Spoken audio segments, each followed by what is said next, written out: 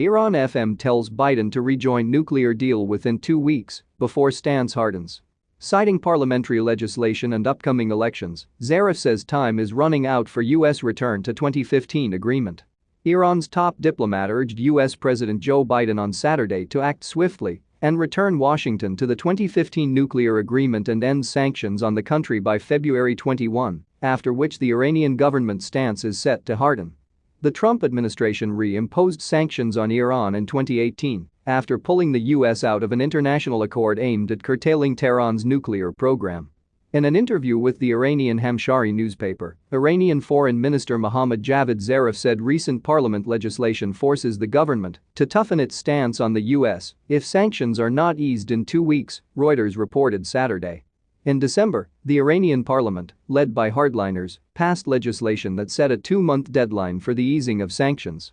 Time is running out for the Americans, both because of the parliament bill and the election atmosphere that will follow the Iranian New Year, Zarif said.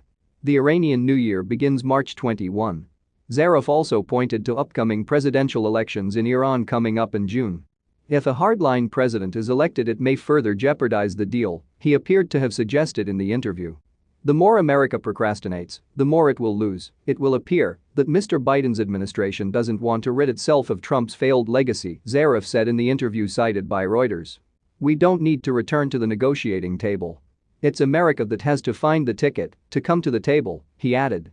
In January, U.S. State Department spokesman Ned Price said Biden has been very clear that if Iran comes back into full compliance with its obligations under the deal, the United States would do the same.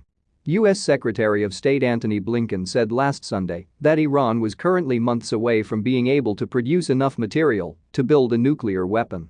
And, he said, that timeframe could be reduced to a matter of weeks if Tehran further violates restrictions it agreed to under the 2015 nuclear deal with world powers.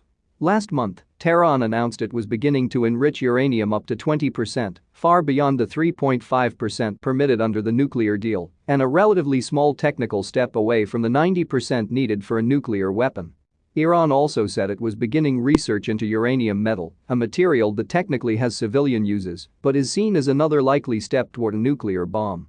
Iran insists it is not seeking to develop nuclear weapons, a position repeated last week by Zarif.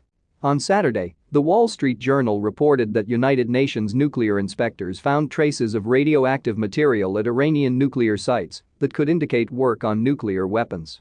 The report cited several unnamed diplomats briefed on the matter, who said the locations in which the material was found contributed to suspicions.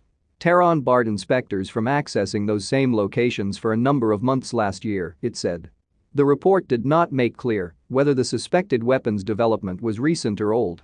The International Atomic Energy Agency and Western intelligence services all believe Iran had a clandestine nuclear weapons program until 2003, though Tehran denies ever attempting to obtain such weapons.